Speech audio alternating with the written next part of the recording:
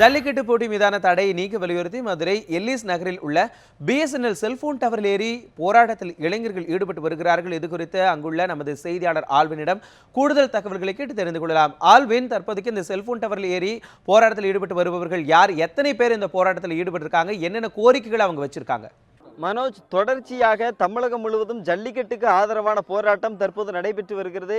இந்த சூழலில் மதுரையிலும் பல்வேறு இடங்களில், குறிப்பாக மதுரை மாவட்டம் அலங்காநல்லூர், அதே போன்று மதுரை மாநகரில் இருக்கக்கூடிய தமுக்க மைதானம் என பல இடங்களில் ஜல்லிக்கட்டுக்கு ஆதரவாக மாணவர்கள் போராட்டம் நடத்தி வருகிறார்கள்.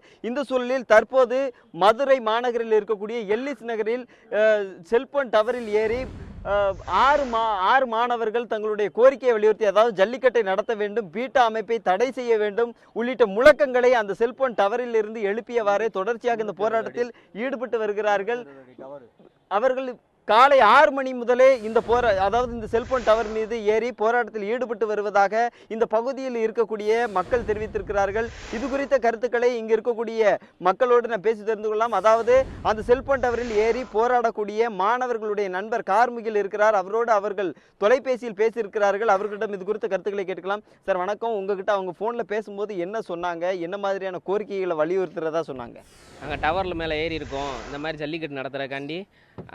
ஜல்லிக்கட்டு நடத்துறதுக்காண்டி டவரில் ஏறி இருக்கோம். பீட்டா அமைப்பை தடை செய்யணும், மத்திய மாநில அரசுகள் இதுக்கு ஜல்லிக்கட்டு நடத்தக்கூடிய நடவடிக்கை எடுக்கணும், அது வரைக்கும் நாங்கள் மேலே தான் இருப்போம் அப்படின்ற மாதிரி சொன்னாங்க.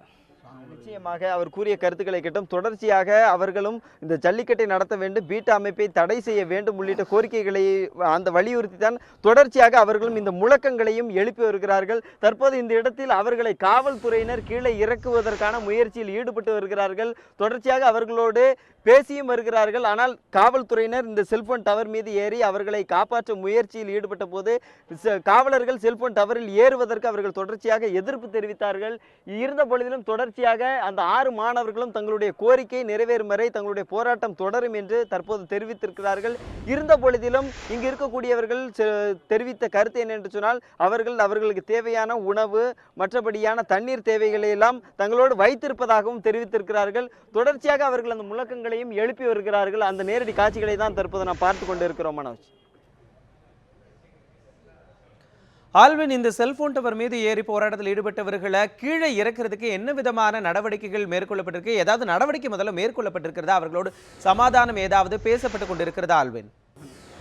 மனோஜ், அதாவது இந்த போராட்டத்தில் ஈடுபட்டு வரக்கூடியவர்களோடு காவல்துறையினர் தொடர்ந்து பேச்சுவார்த்தையில் ஈடுபட்டு வருகிறார்கள்.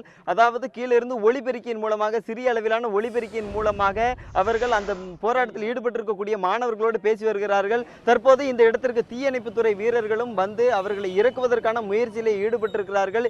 இருந்த பொழுதிலும் தீயணைப்புத்துறை வீரர்கள் மேலே ஏறி அவர்களோடு பேச்சுவார்த்தை நடத்தி கீழே இறக்குவதற்கான முயற்சியில் ஈடுபட்ட போது மேலே ஏறுவதற்கு எதிர்ப்பு தெரிவித்ததனுடைய காரணமாக தீயணைப்பு வீரர்கள் உடனடியாக டவரில் ஏறாமல் கீழே இறங்கிவிட்டார்கள். இருந்த பொழுதிலும் காவல்துறையினர் தொடர்ச்சியாக இந்த இடத்தில் ஒளிபெருக்கியின் மூலமாக அவர்களோடு பேசி வரக்கூடிய அந்த நேரடி காட்சிகளை எல்லாம் பார்க்கலாம்.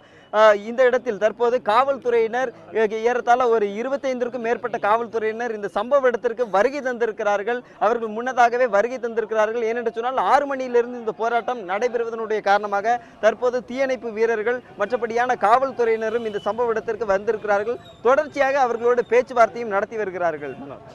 ஆல்வின், தொடர்ந்து மதுரையை பொறுத்தவரைக்கும் அலங்காநல்லூரில் 4 நாட்களாக போராட்டம் நடைபெற்றுக் கொண்டிருக்கிறது.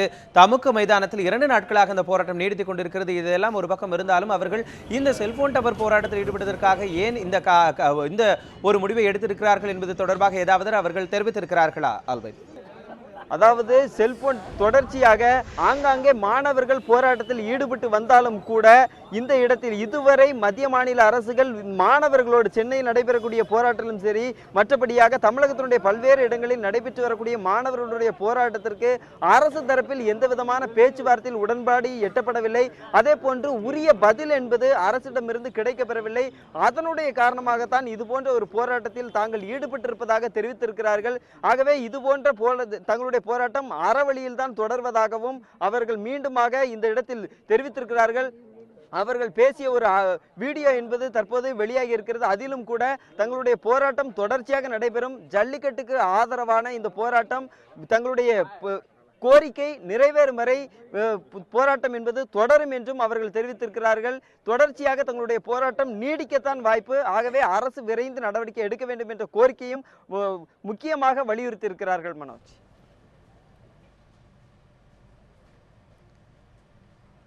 நிச்சயமாக ஆல்வின், மதுரை எல்லிஸ் நகரில் தற்போது டவர் மீது ஏறி போராட்டம் நடத்தி கொண்டிருக்கக்கூடிய இந்த இளைஞர்களுடைய தற்போதைய நிலவரத்தை, கள நிலவரத்தை பதிப்பினீங்க. உங்களுடைய தகவல்களுக்கு நன்றி ஆல்வின்.